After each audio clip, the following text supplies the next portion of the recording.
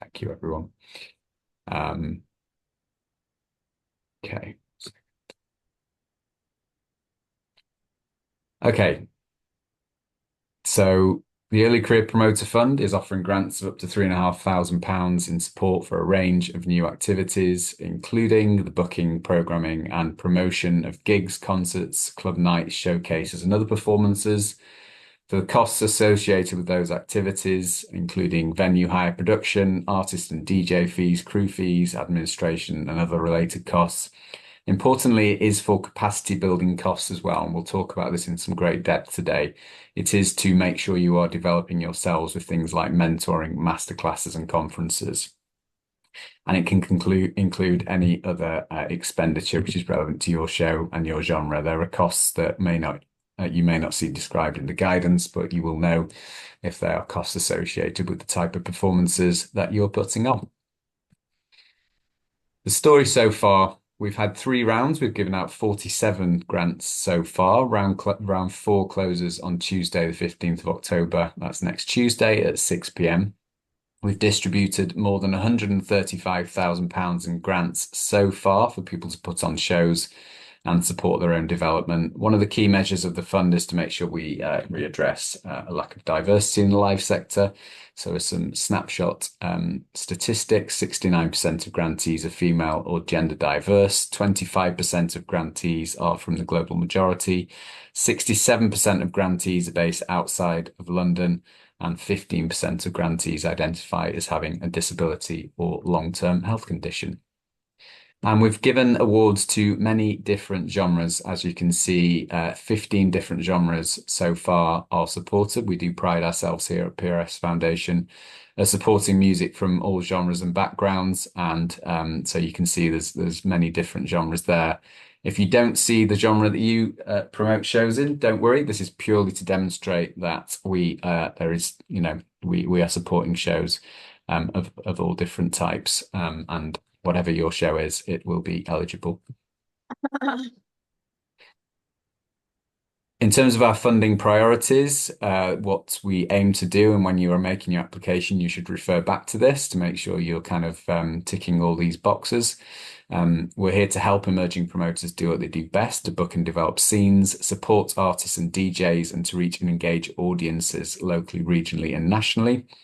To help promoters to build towards sustainable careers in the grassroots music sector, to bolster the local, regional, and national pipeline, to support music events in all genres across England, to help promoters to deliver events and work at a scale beyond their experience levels. We'll talk to that very soon. And as I've already mentioned, to address underrepresentation within the live sector. All that's on the application form and the website as well. So who can apply? Eligible applicants must be based in England and be identified as early career promoters. The funding does come from Arts Council England, so you do need to be based in England to be able to apply for that, and the activities need to happen in England as well. We do allow promoters to self-identify as early career, but we do have the following recommendations: that we're highly unlikely to support those who are completely new to booking, i.e. have not promoted any shows in the past. Likewise, we're unlikely to support those deemed as established promoters regionally or nationally who should instead be applying to Arts Council England Supporting Grassroots Music Fund, which is this is the same pot as the Arts Council England Supporting Grassroots Music Fund. This is just for early career promoters. So it's likely you would be eligible for one or the other if you have promoted a handful of shows. As an example of the level of promoter you would be to apply for our fund, it's most likely that you'd be working part-time as a promoter or supporting your income elsewhere as opposed to working full-time as a promoter. Funding can be for anyone over 18 years old, and there's no upper age limit. So if you are under 18, youth music, I would recommend looking at their grants. When we say there's no upper age limit, that's because early career does not mean young. It means that you could have done a whole career in something else and you could be moving towards promoting. So you would still be deemed as an early career promoter. It's likely grantees will be operating on a small scale in terms of the capacity of events they've been promoting. Most eligible applicants will be considered as out-of-house promoters rather than in-house promoters or bookers. That's because we are here to support those who are working, as sole traders, as self-employed. If you are working as an in-house promoter, then we would expect the company or business you are working for to support your development. We will consider applications from artists promoting event, and this is also something I will speak to later, but it needs to be evident that you're developing your own promoter brand and the development of scenes, but not the development as you as an artist. So not you as a headline artist, as a self promoter. It needs to be more about the promoter brand that you're developing. The only things we can't fund are events and tours happening outside of England for the same reason. This is Arts Council England funded. Capital purchases, including AV equipment and building work. So, of course, we can pay for the hire of production, but we can't pay for the actual purchase of production. Projects that request funding that will or would be covered without the need for funding. This is also something I will come to in my top tips section. We want to hear from people whose shows are, in a sense, reliant on the funds to happen at the scale you want them to happen, not things that are necessarily already on sale. But we can come to that, and there are some mitigating circumstances, but that is a strong recommendation. Activities taking place before the funding decisions are communicated. Decisions can take up to 8 weeks, so you need to consider if your activity is happening within 8 weeks, it won't be eligible. If it's happening in 10 weeks, it will be eligible, but it might not look the most possible to get a decision and turn around an event within 2 weeks. And again, that's something that I will speak to later. We can't pay for attendance for conferences and events taking place outside the UK or the promotion of events taking place outside England. And applicants who have concurrent funding from the Arts Council's Supporting Grassroots Music Programme cannot apply. You have already taken money from this pot at a higher level.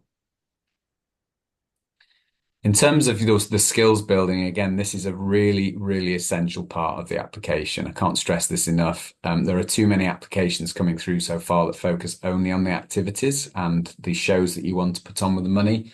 It is just as important to our assessors that we see you are making plans to develop yourself as a promoter as well. It's all about upskilling the promoter, both with shows and with capacity building support. So in your application, you'll be asked what your self-development needs are. You should describe them as honestly as possible, but then that should also be reflected in your budget. So you should have the costs of mentoring, coaching, or shadowing, or any workshops or conferences you want to attend, as well as training, any DEI and support relating to sustainability or accessibility, legal advice, accounting services. These are just a few examples, but you should be thinking about your own development as part of the application. I could just ask everyone to make sure they're on mute. I'm just hearing a little bit of minor background noise. So yeah, if you could just all check, that would be much appreciated.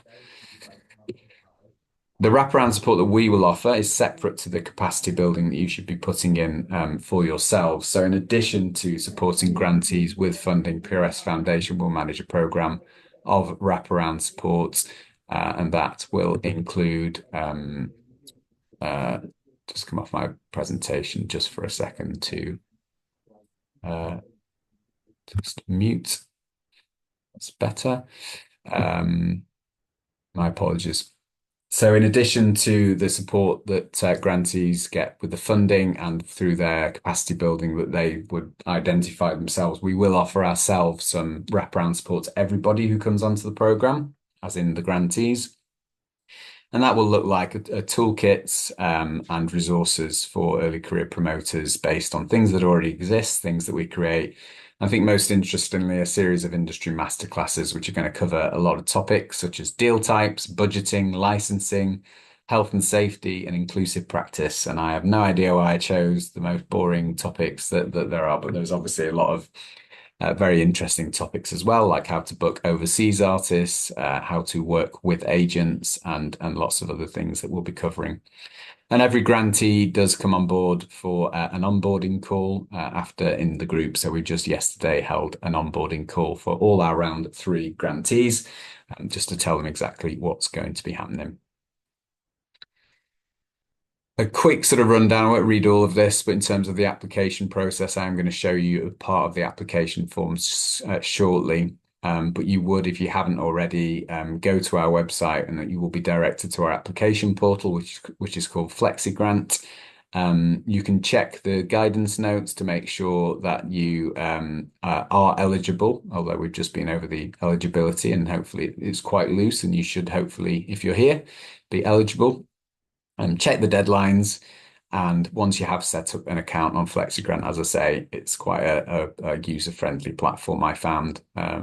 So yeah, have a look on there. There are deadlines every month right until February. So we are always open. We're never closed. If your application falls at 1 minute to 6 on the 15th, you're in round 4.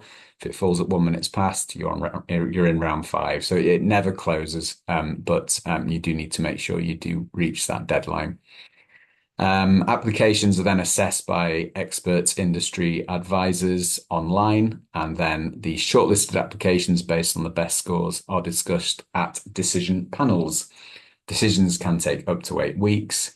If you do get a grant, congratulations, you'll get 80% of that up front, but payments can take up to 6 weeks. So again, another thing, if you are planning your activity date and you are reliant on those funds, you need to think the application is going to take 8 weeks.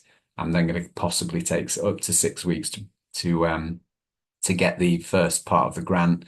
How long does that then leave me to market and successfully put on my shows? All things to be considerate of.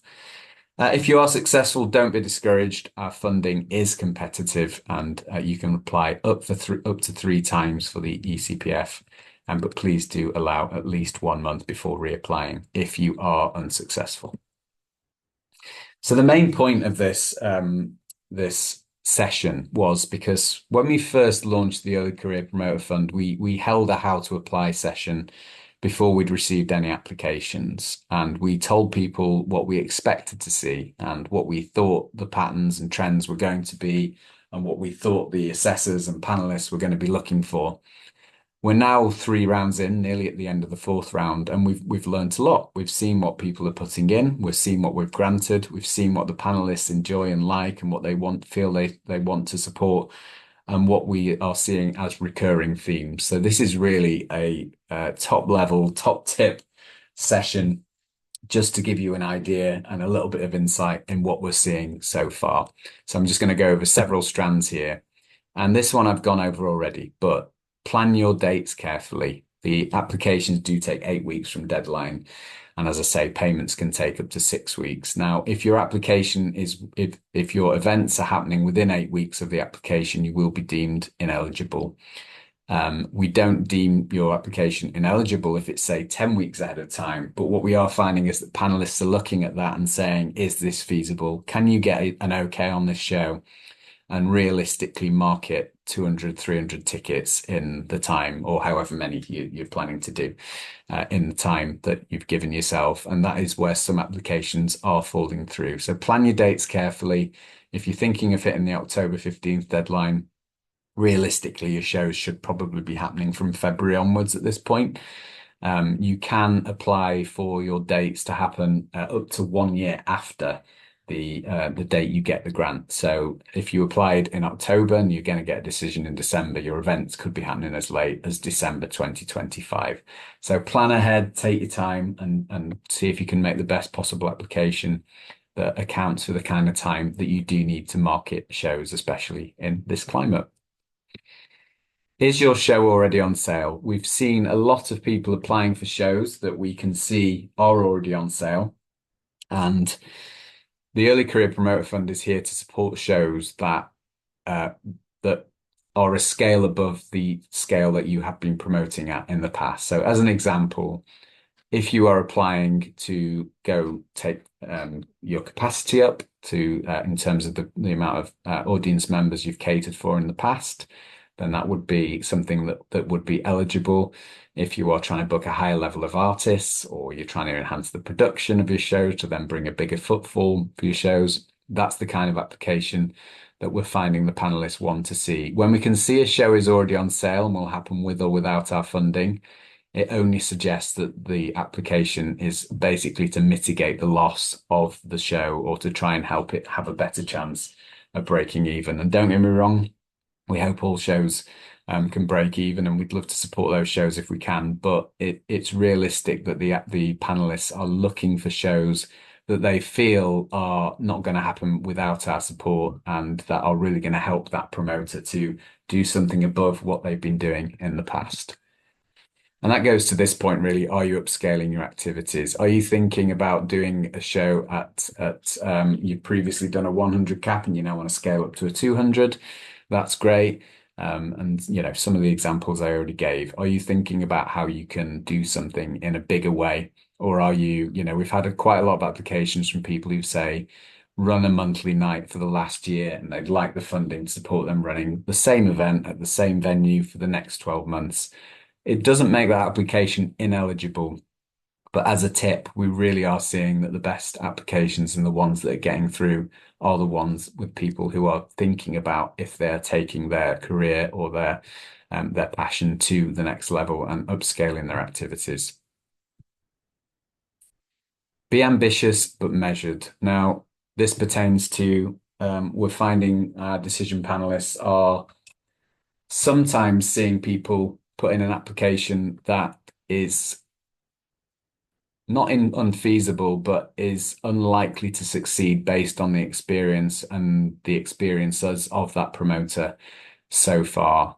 Example, you're selling out a show at a 70 cap and you decide that you're going to book the local 750 cap venue. And you've kind of only done 5 or 6 shows in the past, and you don't have experience of going anywhere in that middle ground between there and then. That's quite an extreme example, but we want people to be ambitious and think about upscaling. But our panelists are looking at some applications and deciding that it wouldn't be the best time to give the grant to do this thing, because if you have a bad experience promoting at a level significantly higher to that you've done in the past, then it could set you off. You could lose more money, and you could never return to promoting. So, some people have felt it's kinder to reject applications if they feel that the project isn't feasible and the applicant hasn't really demonstrated how they would make such a radical jump up in terms of ticket numbers and scale. Are you addressing your development needs? I've touched on this already, but it's an extremely important part of the application, is making sure that you are looking at your development needs and saying, am I addressing those with mentorship, with conferences, with anything else that helps you to develop your career and your needs? A lot of people are describing their needs and kind of saying, and I look forward to receiving the wraparound support from PRS Foundation. These are two different things. You will get wraparound support from us, and you'll get generalized support, but we want to hear about the specific things that you want to spend your money on. So that could be mentors, conferences, workshops, or marketing courses. It could be legal advice. It could be accounting. It could be business advice. All those things we do want to see. It doesn't have to be a large amount of money, but it should be a lot of a significant amount of money that will actually help your development needs. So we'd expect to see at least, a conference or a mentor in there. And we're finding that, well, it is an incredibly important part of the scoring, and panelists and advisors are taking to applications that really do acknowledge what your development needs are. If you are applying as an artist, that is great. But just to go over that point I made earlier, we're seeing too many applications from artists that are a little bit of a grey area, where the artist is maybe headlining the show as well. And there isn't really evidence that they are putting in development costs that pertain to being a promoter. They might be saying they might have put something in their development costs which pertain to their development as an artist. This fund is very specifically for promoters. And we're seeing in a lot of scenes, especially things like jazz, where artists do generally promote their own brand, and that's the way they put on shows. They may also be part of those shows, but they're not necessarily the the poster person of those shows. It's more about developing the promoter brand. And I think, in an ideal world, to avoid those grey areas, I would suggest that the artist should not be part of those shows whatsoever, just so there is no grey area, because it can cause confusion for the panelists and raise question marks on how much you are looking to develop your own promoter brand. Don't be frightened by the budget. I'm going to show you the budget form soon. Some of you may have looked at it already and thought, I don't know what this means. I don't know what that means. Please don't be afraid of it. I'm going to go over it in a second. It can be as simple or as complicated as you want it to be. As long as the budget balances, then there's absolutely nothing to worry about. We're not quizzing you on the perfect budget. We're not saying, well, where's this coming from? Where's that coming from? We just want to see essentially what you plan to spend the money on. I'm going to just go from here actually and stop sharing for a minute, make sure there's no one in the waiting room. And I'm going to share my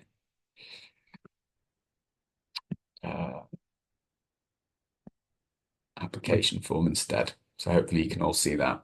If you haven't already, or I imagine a lot of you sort of are in the drafting stage of applications, but if you're not, this is what you'll find when you come onto the application form. 6 sections, 3 of them very straightforward that wouldn't really need to tell you about. Eligibility and about you. Numbers 1 and 2 are obviously self-explanatory. Number 6, monitoring, of course, is very straightforward. But your 3 main sections where you're telling us about what your activities are: the proposed activities section, how you are approaching our funding priorities, and of course the budget section. So I'm going to just show you the budget section now for those that haven't seen it yet, or maybe those that are on it but feel a little bit stuck. So these first 2 questions, please provide your total project budget. And then the second question, please provide your total request amount for PRS Foundation. You don't necessarily need to address those straight away. I would recommend doing your budget below first and then coming back and entering the numbers that you need. So there's some fairly self-explanatory questions here. This is a really important question about why you need funding support. I think especially if not that we expect to see applications from people whose tickets are already on sale, but if you do and and you feel you can clearly demonstrate that the funding would support that show in a way that accelerates it or that takes it up to another level. Maybe it's an enhanced production, maybe it's adding some more sort of credible artists to it. But this is a really important box regardless, just to explain why you need the funding support and why you can't fund the shows yourselves. So as I say, there's quite a few boxes here if I scroll down slowly. They are not all required. Don't feel like you have to put something in every box. If you don't understand these things yet, don't worry. We understand that people are early career promoters, and a lot of the wraparound support we will offer will go into more depth on these things. So we're not expecting the perfect budget. For example, you would most likely have artist fees. In fact, you absolutely should, because that is a critical part that we are seeing artists paid fairly. And you're most likely going to have venue hire fees because you're putting your events on in venues. And we want to make sure that the grassroots music ecosystem is being rewarded with this funding. So shows that are benefiting multiple artists, multiple venues, or even, just a grassroots venue are going to be viewed very favorably.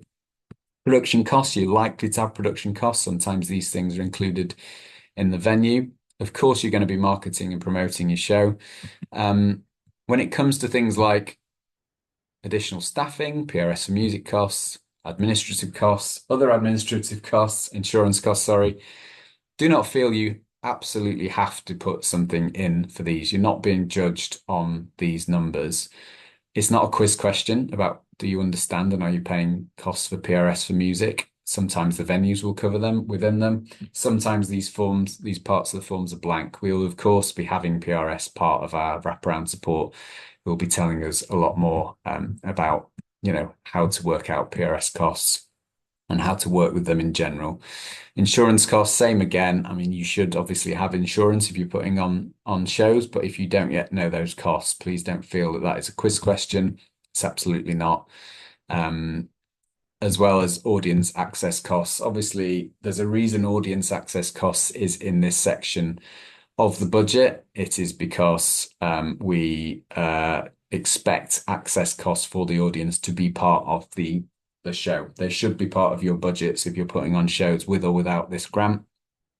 We do, as will come on to, have a separate section where you can request extra money for access top-ups, and that could be for yourself or it could be for the artists you work with or anybody working the show who does have additional access requirements. You do not need to put access requirements for you or the artists or people you are working with in this budget. You just have to put the audience access costs in this budget. But again, please don't think we're judging you if you don't have any costs. Maybe you're booking a completely accessible venue and it's not a problem. Again, please don't be sort of put off by that question. In terms of your expenditure, still, we do expect something to go in these boxes. Please don't leave these boxes completely blank. Think about at least one thing that you want to pay for out of this budget for capacity building. That could be conferences, workshops, and masterclasses, mentoring, costs of shadowing, costs of developing your promoter brand, or anything that seems relevant to your organization or yourself. When I say organization, I mean sort of in a sole trader sense. Membership fees can be put in here. We see a lot of people, just as a reference, putting in a cost for membership of the AIP, the Association of Independent Promoters. That is a free network to join. So you don't need to put that in, but maybe you just want to put a note in this box here to tell us that you do plan to join the Association of Independent Promoters.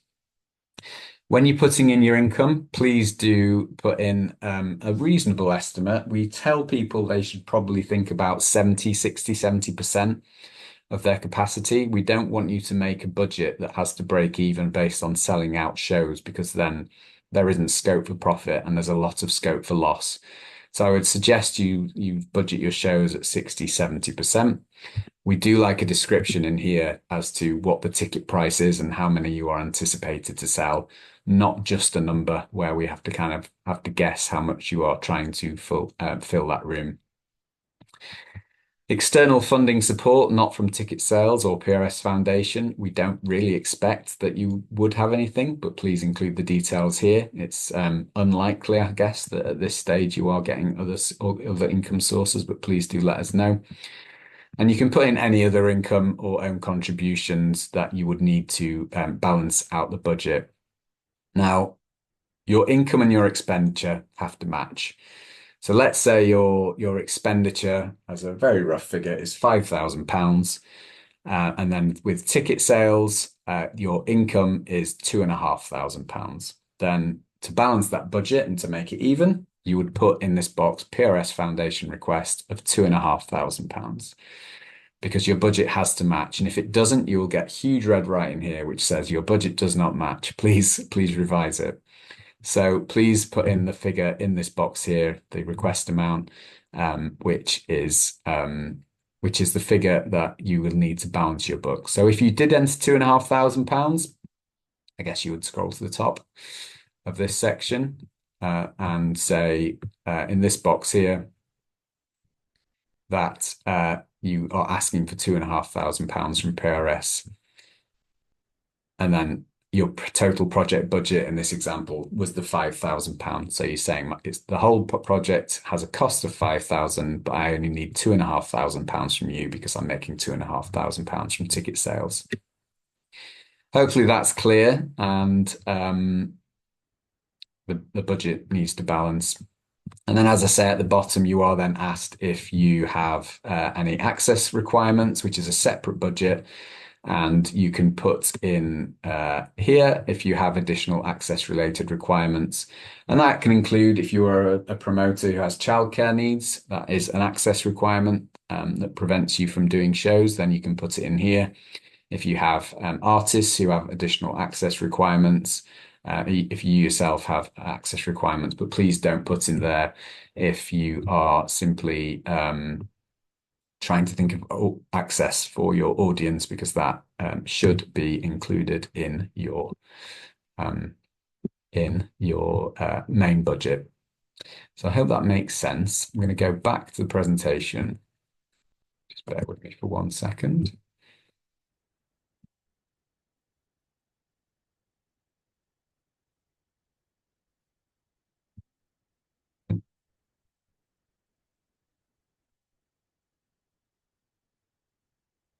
Um, Here are the dates remaining.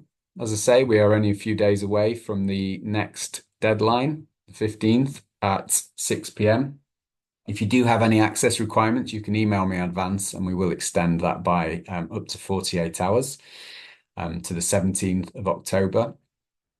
If you do apply slightly late and it's an accident, then please do email me if it's imperative that you are in round five, and if a round six deadline would mean that your show would no longer be viable, please just drop me an email and I'm sure we can sift you into round five. But we do try and say, try and make the 6 p.m. deadline if you can. As I say, 5 remaining deadlines. You can apply up to 3 times. I've talked a lot there, but there's quite a lot to get through and a lot of sort of tips that I wanted to impart. So I'm going to stop talking, stop sharing, and I'm going to invite questions from the room. This is an Ask Us Anything. So I will stop the recording there.